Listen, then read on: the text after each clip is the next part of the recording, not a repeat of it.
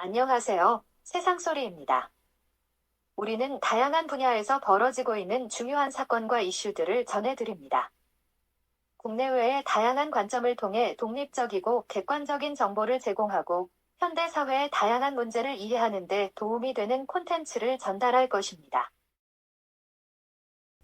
의도된 상황인지 확인하기 어렵지만 신하이밍 대사와 이재명 대표의 지난 8일 만찬 회동 파동이 민주당은 친중파로 국민의힘은 친미파로 확연히 선이 갈리는 모양새다.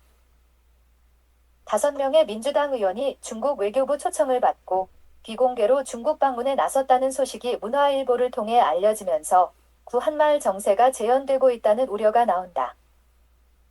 구한말 서울에 주재하며 일본군과 친일 세력을 몰아내고 친중 세력으로 정계를 개편하려던 1880년대 위안스카이를 연상시키는 발언을 윤석열 대통령의 대중 비판이 14일에도 이어졌다. 당시 중화제국 황제까지 올랐던 막강한 권력자였던 위안스카이를 빗대 중국 비판을 낸 대통령이다. 내정 간섭 논란을 일으킨 신하이밍 중국 대사를 가리켜 국정농단한 위안스카이를 떠올린다는 불쾌감을 13일 비공개 국무회의에서 전했던 터다. 부적절한 내정 간섭에 대해 비엔나 협약 41조를 거론하며 신하이밍 대사에 대해 적절한 조치를 취해달라는 한국 측 요구가 있었다. 중국이 정식 이를 거부했었다. 대사 교체나 징계, 또한 유감 표명을 바랐던 정부였다. 불쾌감을 사귀지 못했는지 2차로 중국에 대한 비판을 이어간 대통령이다. 전날에 이은 불쾌감을 삭히지 못했다는 뜻이다. 한중 관계 갈등이 한층 고조되는 분위기라 우려가 커지고 있다. 이재명 대표가 중국 대사와 가까워지고 의원 5명이 비공개로 중국 외교부 초청에 응했다는 소식이 겹쳐 여야 간 외교 갈등이 증폭되고 있다.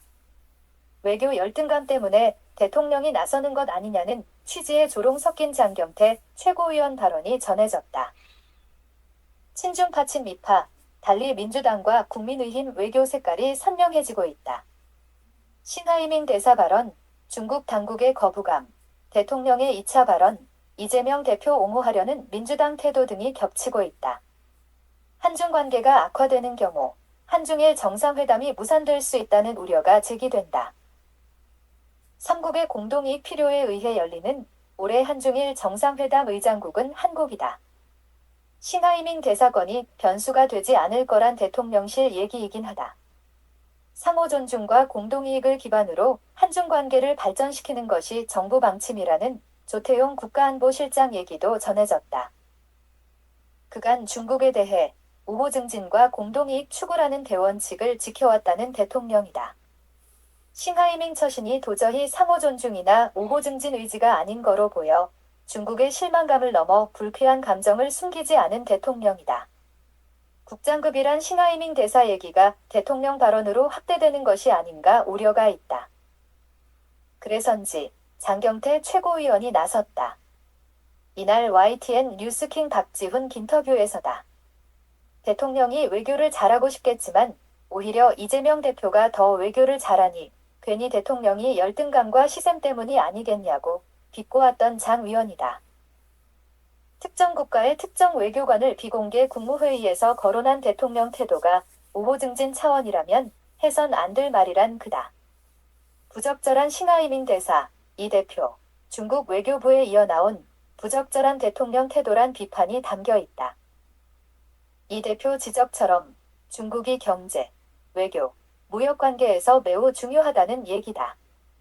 대통령이 경색된 한중 관계를 풀려는 노력보다 방관하고 방치하는 일은 차치하더라도 대사 비판 때문에 한중 관계가 더 나락으로 빠진다는 지적이다. 본인들이 할 일을 민주당이 해야 하는지를 국민의힘이 깨달았으면 한다는 장 위원 얘기다. 시진핑 중국몽에 베팅하라는 신하이밍 대사 논란에 대해선 별다른 얘기가 없는 장 의원이다. 비핵화, 경제, 외교 등 국정 전반에 걸쳐 국익과 민감한 문제를 적절하게 얘기했다는 이 대표를 두둔하고 나섰다.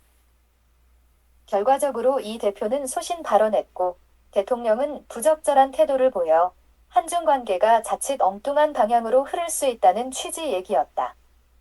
외교 무방비 상태, 이런 부분들이 오히려 더 안타깝다. 없고 덧붙인 장 의원이다.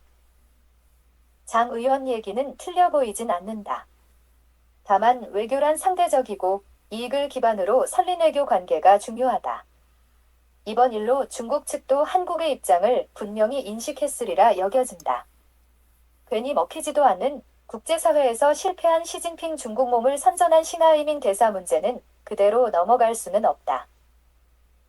친중 성향 정치인들 또한 시진핑 중국 몸이 얼마나 허구이고 중국 위주 세계화를 가장한 공산주의 사상 전파임을 알고 있을 터다. 문제는 중국이 북한과 함께 공산주의를 포기하지 않는 점이다. 공동부유, 즉 공동으로 부를 함께 공유하자는 개화된 공산 이념이다. 더불어 잘 살자는 비전이라 중국인들이 좋아할 듯 싶은데 그렇지 않는 모양이다. 공동부유 싫다며 중국의 억만장자들이 중국 땅을 떠나고 있다는 소식이다. 사회 공동체 안정이 중요하지만 인간의 잠재된 성취 욕구를 억지로 눌러선 발전이 없다 싶다. 중국 백만장자 1만 3,500여 명이 중국을 떠날 것이란 블룸버그 외신이 전해졌다. 경제성장이 둔화되는 현실을 더 이상 버티기 어려운데 공동부유 강조하는 터에 그만 털고 나가려는 그들이다. 내용을 보면 중국 권력층과 부유층의 행태는 매우 위선적이다. 심지어 시진핑 자녀가 미국 대학에서 공부했던 일은 이미 알려져 있다. 독재 공산주의 국가에서 돈 벌어 자유주의 국가에서 호의호식하는 사람들 얘기는 진부할 정도다. 더불어 달리 공유 개념에 숨겨진 인간의 욕망, 허위, 위선 가면이다. 자기 것은 일단 챙기고 남이 번 것에 대해 죄악시하고 나눠 가져야 한다는 공유 개념이다. 공동부유는 모두 같이 나눠 갖자는 얘기인데 공산주의 사회가 더 부패하고 썩지 않았나. 뇌물 없이 아무것도 진행이 안 된다는 중국 사회 얘기가 엊그제다. 외신을 옮긴 아시아경 제14일 소식에 따르면 중국 부유층 1만 3,500여 명이 중국을 탈출하겠다고 한다. 공동부유를 거부하겠다는 뜻이다. 공산당원의 위선적 단면을 잘 설명해주는 대목이다. 중국에서 100만 달러 이상 자산가라고 한다. 1달러 1,000원 환율 대비 10억 자산가를 말한다. 중국만이 아니다. 인도 6,500명, 영국 3,200명, 러시아 3,000명, 홍콩 1,000명, 한국 800명 순이란 보고서가 인용됐다. 한국의 움직임이 흥미롭다. 있는 사람일수록 자신들 나라를 떠날 채비한다는 관측이다. 지난해 대비 2배 늘어난 800여 명의 한국 자산가들이 본국을 떠나려고 한다는 얘기다. 인간의 소유 욕망을 누를 수 없을 거란 뜻이다. 공동부유 강조하는 중국 경우는 더 현실적이다. 공산당 초기에 무소유를 실천한 진짜 공산당원들이 있었다. 시장경제 개념이 유입되면서 이들의 이상도 먼 나라 얘기가 되었다.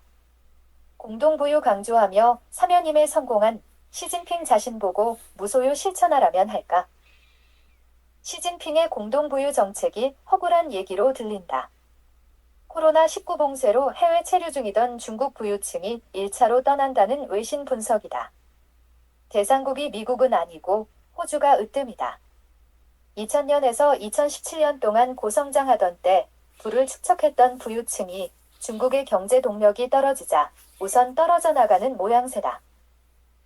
중국인들 또한 자유주의 국가인 미국과 서방을 미워하면서도 속으로는 가장 가고 싶은 나라들이다. 부의 평등보다 부의 자유, 이게 핵심이다. 아랍에미리트가 2위고 싱가포르가 3위라고 한다. 모두 자유, 평화, 번영이 잘 만들어진 나라다. 중국 경제가 활성화되고 부의 자유가 보장된다면 이들은 다시 돌아갈 거다. 그런 시절이 언젠가 오겠지만 지금은 아니다. 한국 경제 발전이 무엇보다 중요한 게 맞지만 중국이 준비가 안 되어 있다. 한국이 필요로 하는 경제 현실과 거래 구도가 아직은 아니다. 중국 경제 위기는 시진핑의 탈미국화 움직임과 제로 코로나 정책에서 비롯되었다. 자본주의 미국도 모든 면에서 건전하고 올바르지 않다. 자본이 곧 힘이라 부도덕하고 부패한 금권이 판을 치기는 한다. 그래도 통제와 독재 정치 형태인 중국보다 미국이 그나마 살기에 더 가치가 있는 면을 부인하기 어렵다. 친중파로 나선 민주당 일부 의원들이 더불어 의미의 공동부유 뜻을 그대로 실천할 수 있다면 친중 성향의 이재명 대표가 그런 모습을 보여야 하지 않겠는가. 타락하고 부패한 중국을 탈출하려는 부유한 중국인 모습에서 친미계니 친중계니 무슨 의미가 있나. 야만과 장기 독재 집권한 시진핑 체제하 중국에서 배울 것은 별로 없다. 중화주의 복원, 1대1로 세계화, 국제사회에 중국 영향을 키우겠다는 중국몽에는 세계 공동부유가 있지 않다. 공산당의 검은 돈이 감춰져 있을 뿐이다.